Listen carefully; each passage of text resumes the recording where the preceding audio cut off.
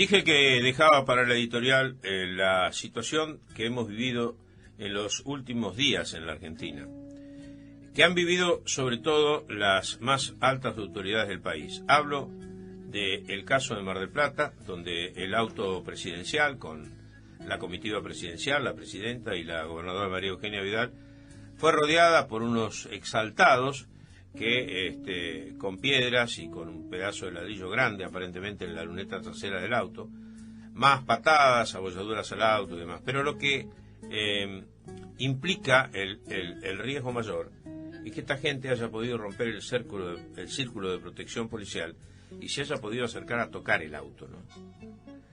Esto no ocurre en ningún país del mundo. Normalmente hay 3 anillos de seguridad que se van estrechando en la medida que los manifestantes se van acercando a un contingente de estas características y van extremando los recursos. Cuando digo extremando los recursos, saben a qué me estoy refiriendo. Que primero es disuasión, el segundo anillo es un poco más severo en la disuasión y el tercero es lisa y llanamente un machetazo, como ocurre en los países serios del mundo. La figura presidencial, no importa quién la encarne, sea Macri, sea Cristina Fernández de Kirchner, sea Juan García, es la máxima figura del país. Por lo tanto, tiene que tener la máxima protección. Hasta ahí, todo bien. Hasta ahí la teoría, hasta ahí el ideal. Lo que digo ahora es lo que pasó. Y entonces uno, en esto que pasó, se encuentra con una pregunta. Y la pregunta es, ¿qué está pasando? ¿Qué se esconde detrás de las amenazas que ha tenido Vidal en los últimos tiempos y este hecho concreto en Mar del Plata? Si uno lo escucha al juez Alfredo López, como lo escuchamos ayer en el programa de Leuco, hoy en el programa de Longobardi, pero está en todos los audios de él, están en muchos lugares, habla de cómo se manejó este tema. El doctor Alfredo López es el juez federal de Mar del Plata. Como corresponde por instrucción, le solicita al jefe de fiscales un fiscal que tiene que determinar, porque no es facultad del juez federal hacerlo, sino el que tiene que hacer la instrucción es el jefe de fiscales, designa a un fiscal y prácticamente no hace nada. El jefe de fiscales, Adler, es aquel jefe o aquel fiscal que encabezó el intento de jury de enjuiciamiento al fiscal interveniente en la investigación del caso Nisman. ¿Cómo se llama? El Rabier, ay Dios, el ex Rabier, ayúdame. Por ahí de tantos nombres se borran algunos, ¿no? Bueno, este hombre es de justicia legítima y sus dos inmediatos en el orden jerárquico también son de justicia legítima. Se han negado a hacer las actuaciones, han tomado las declaraciones y no han retenido, como corresponde en un caso de estas características, a los responsables. Esto es un hecho absolutamente, o sea, de gravedad absoluta, porque significa una rebelión de un fiscal ante la orden de su superior, que es un juez federal. Es decir, tal vez no lo sea superior, porque son estamentos distintos de la justicia, porque la fiscalía se corresponde con otro estamento.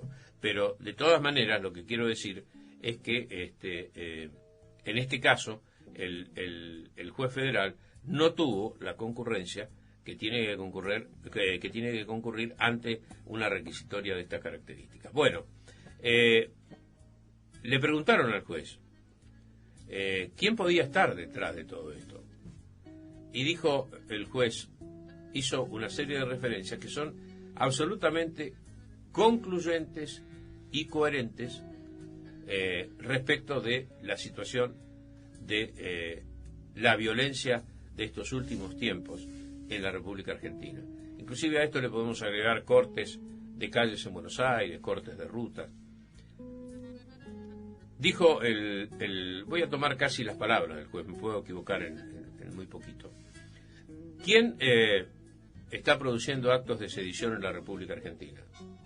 La señora Eve de Bonafini, el señor Luis de Alía, el señor Esteche, diciendo que hay que terminar lo más rápido posible con el gobierno de Macri.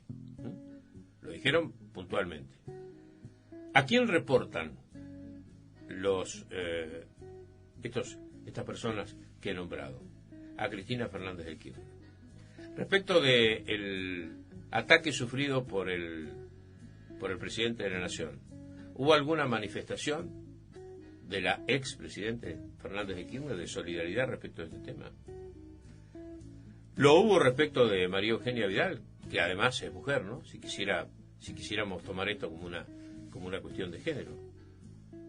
Campagnoli es el fiscal, no lo busques más. Se me vino a la mente, Matías. Justamente lo que decíamos de Adler, que fue el que encabezó, y después, gracias al apoyo de la gente y demás, levantaron el juicio a Campagnoli. Bueno, este señor, y aparentemente parte importante de la justicia de Mar del Plata, es de justicia legítima. Justicia legítima es realmente un organismo que debería ser por lo menos aquellos integrantes de la justicia, llámese del Ministerio Público, el caso de los fiscales, o el caso de la justicia, de los jueces, deberían por lo menos ser relevados de su cargo, aquellos que tomaron una activa participación, a los que se identificaron. Porque no se me ocurre que en un país puedan existir representantes de la justicia, insisto, del Ministerio Público, de la propia justicia, que se identifiquen con una organización que quiere virtualmente destituir al presidente. La lectura es exactamente esa. Si después la queremos edulcorar y hablar de otras cuestiones, hagámoslo. Pero la cuestión que vincula a estos personajes que han pedido directamente la terminación, que concluya antes de tiempo, que se vaya lo más antes posible, dijeron, esto lo dijo concretamente Eve de Bonafini, el presidente de la Nación. Si después la expresidenta va a Madres de Plaza de Mayo y es recibida allí y bueno, entonces le está ratificando lo que está diciendo Eve de Bonafini. Por eso digo, me parece que acá, más allá de estas cuestiones que a veces nos entretenemos los argentinos y dejamos pasar las situaciones realmente delicadas, que son el desempleo, como decíamos hace un ratito, las cuestiones de economía, que son cruciales, nos entretenemos con este tipo de cosas, pero no hay que perder de vista que estas cuestiones, desde el punto de vista institucional, son muy peligrosas. Son peligrosas cuando atentan contra Juana como contra la hermana. Acá no hay ni buenos ni malos.